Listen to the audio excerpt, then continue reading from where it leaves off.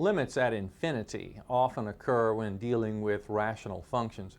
Here's an example. This is the function whose graph is here. F of x is 1 over x minus 2. Now recall when you constructed the graph of these kinds of functions, this family of functions before, you often identified a vertical asymptote and sometimes a horizontal asymptote as the first order of business. The vertical asymptote occurred at the zeros of the denominator. The zero of this denominator would be 2. That is, 2 makes the denominator undefined, therefore the fraction undefined, therefore the function undefined, therefore we have an asymptote at that point. So where x is 2, we have a vertical asymptote. Now often that was the very first thing that you did. Now let's talk about limit as x approaches that asymptote, you see, for our function. And I think you probably know what to expect. We're just going to take a little bit more care with our thinking about the situation. The target point now is 2, and we're thinking, well, what's the limit of the function as x approaches 2? Now we need to think of left and right hand behavior separately. As x approaches 2 from the right, the limit is, well, let's see, as we get closer and closer with x, f of x is going up higher and higher and higher. So we say then that the limit as x approaches 2 from the right of this function is infinity. Now, what about from the left? And we think about as x approaches the target, the asymptote, from the left, as x takes on values in this neighborhood, f of x is going down. And the closer we get to the asymptote, the further down we go. So the limit as x approaches 2 from the left of the function turns out to be negative infinity. Now, this situation just tells us that we really don't have a limit in the traditional sense. We think of limit as a real number, and certainly infinity is not a real number. So a real number value for limit just doesn't exist in situations like this. It's going to be important for us to examine the limit idea from two perspectives. One, from looking at the graph, and it's pretty easy to tell. As we get close over here, the graph is going up, okay, infinity. As we get close from the left side, then the graph is going down, okay, negative infinity. It's pretty easy to see. What about algebraically, though? It's also important for us to be able to look at this algebraically and tell something about the limit. And algebraically, you would examine something like this. You would say, okay, let's look at this fraction, and let's decide the limit as x approaches 2 from the right. So we're thinking of x taking on values just a little bit bigger than 2. A little bit bigger than 2 minus 2 is a small number. A small number goes into 1, or any fixed number up here, a lot of times. The smaller this number is, the more times it'll go into that numerator. And therefore, the closer this value is to 2, but is still bigger than 2, the smaller this difference will be, you see. And as we get closer and closer to 2, this difference becomes smaller and smaller, and it'll go into that numerator more and more times. So, as we approach 2 from the right, we approach a larger and larger positive number for this fraction. And therefore, we're verifying that the limit approaches infinity. Now, what about when we approach 2 from the left? A number for x that's a little bit smaller than 2. A little bit smaller than 2, minus 2, that gives us a negative value here. A very tiny negative number. And the closer we get to 2 with the value of x from the left, the tinier that negative fraction becomes. And tiny, tiny, tiny goes into a fixed number many, many times. The tinier it gets, the more times it'll go. So as we approach 2 from the left, the value is negative, and therefore the fraction is negative, and therefore the function is approaching negative infinity. So that's kind of how your examination can go when you're thinking about this algebraically as opposed to graphically. Let's think about a definition now for the notion of a limit at infinity. And it's very similar to the idea of an epsilon delta kind of definition, but instead of saying you give me an epsilon and I'll give you a delta, It's more or less saying, you give me any real positive number. Now I'm talking about the limit at positive infinity. And the limit at negative infinity follows a similar kind of rule. But if we're talking about a limit at positive infinity, then you give me any real number, as big as you want. I don't care how big it is. And I'll give you a delta such that if I choose that delta region just to this side of my target 2, then any x within that delta region is going to give me an f of x that's bigger than whatever number you chose. You see, and a more formal way to say it is like this, that for every m, that's the choice that you made for some positive real number, no matter how big m might be, no matter how positive it might be, there exists a delta such that f of x is greater than the number you chose whenever I choose my x that is in that delta region, that is target point. You see, that x is between the target point and the target point plus delta. So I'm putting x right in between those two in that region, and I get an f of x that is bigger than the number that you've chosen. And in a similar way, the limit at negative infinity works out the same way. Well, let's talk a little more about asymptotes. The asymptotes play a role here because the limit is around that asymptote. That is, usually the asymptote is, or the place where the asymptote occurs is the target point a lot of times. So we're thinking about, gee, on the right and left-hand side of the asymptote, does the graph go up without bound or down without bound, and therefore the limit from the right or limit from the left can be determined. Well, when you studied the notion of rational functions, you were taught a lot of times to take this approach, that we know we have vertical asymptotes at the zero of the denominator, so we were taught as a first order of business to factor that denominator. And in this case, it factors to x minus 2, x plus 2. So immediately we would march over to the graph and say, all right, we're going to start to construct the graph. So I know that we have an undefined situation for the function when x is 2 or negative 2. So I'll make vertical asymptotes at 2 and negative 2. So we have kind of a three-part graph here. Now we'd like to know what happens in this region of the coordinate plane, that region of the coordinate plane, this region of the coordinate plane. All right, that's all well and good. What about the other asymptote? Well, there is a horizontal asymptote involved here. There was a horizontal asymptote in the previous problem. Remember the rule for horizontal asymptote? It went like this, that it had to do with the degree of the polynomial in the numerator and denominator. If the degree of the polynomials were the same, then you look at the coefficients.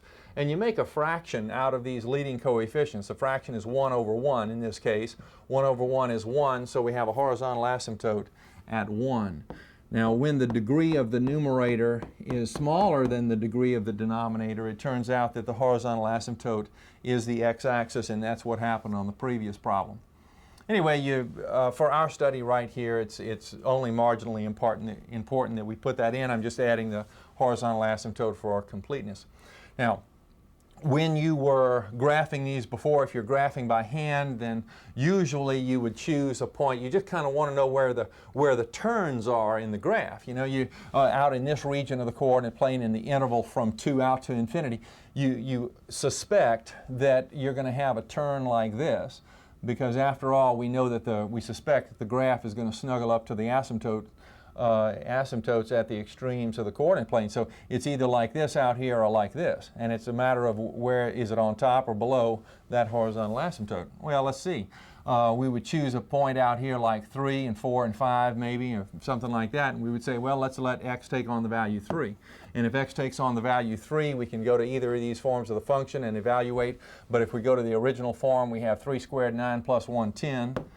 And then for the numerator, and for the denominator, 3 squared 9 minus 4, 5. That's nice, that's 2.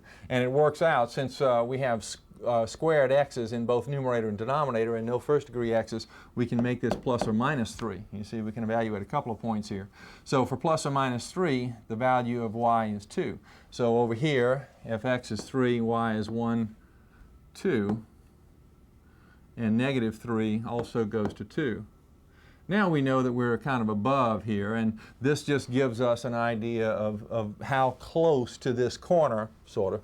the graph is going to come. I could plot a couple more points, but the idea is that we're behaving like this with the graph. And in this region, we behave like this. Okay. Then what about in the middle? Well, we'll choose some points in the middle. The point 0 is right in the middle. So 0 in place of x would cause these x's to go out. We would have 1 over -4 or -1/4. All right, let's plot that point. -1/4 for 0 goes about right here. Now what about plus or minus 1? For a couple more points, plus or minus 1 in place of x.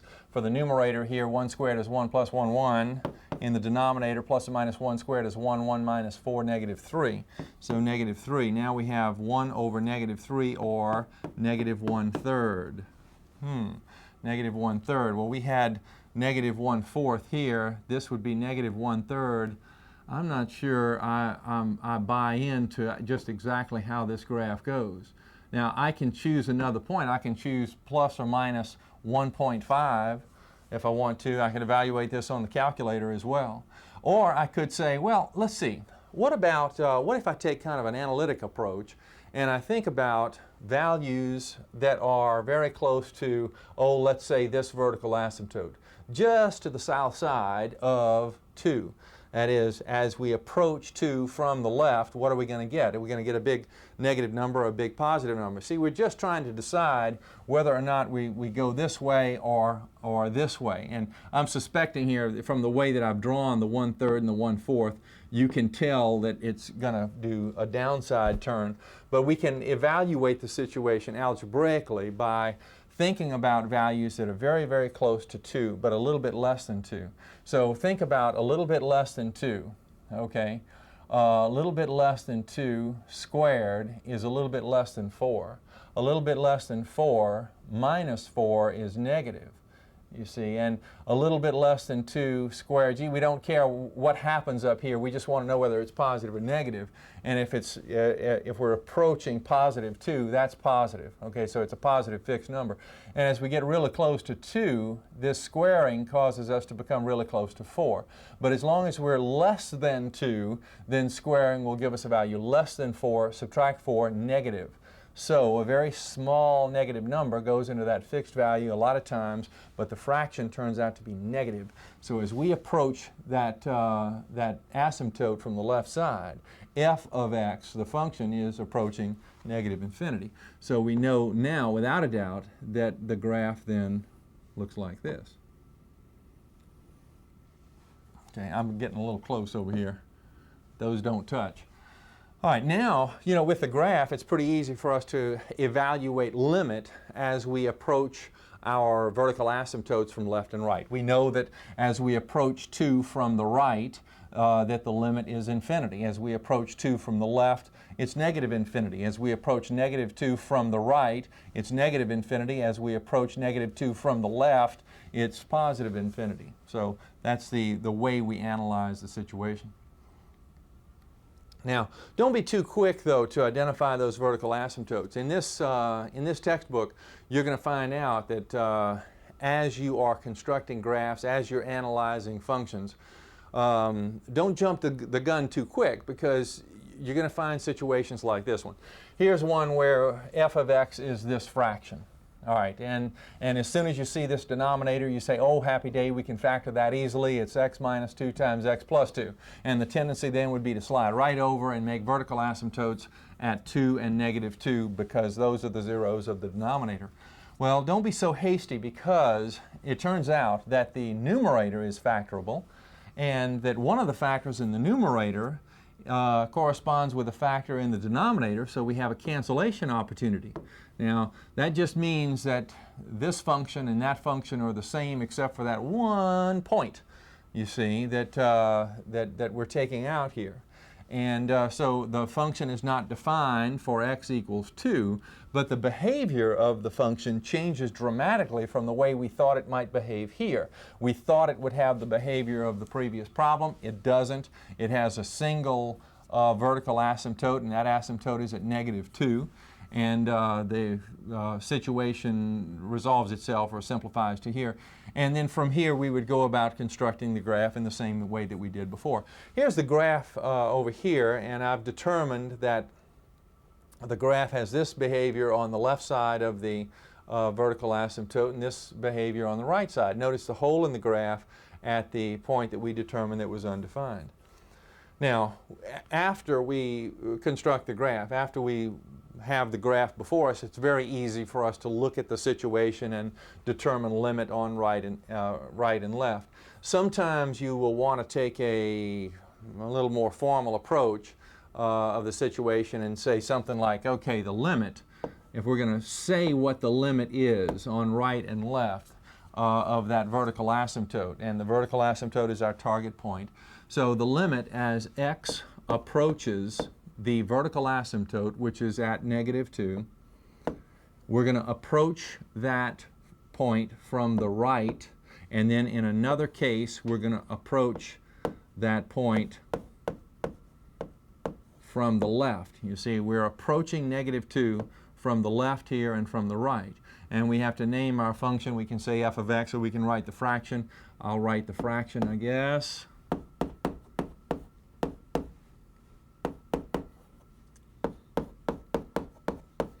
And then we go through the investigative process. We can go through that investigative process by looking at the graph, and that makes it really easy, because as we approach -2 from the right, we see the graph going up without bounds, so we have positive infinity. And as we approach -2 from the left, we see that the graph is dropping, so we are approaching negative infinity.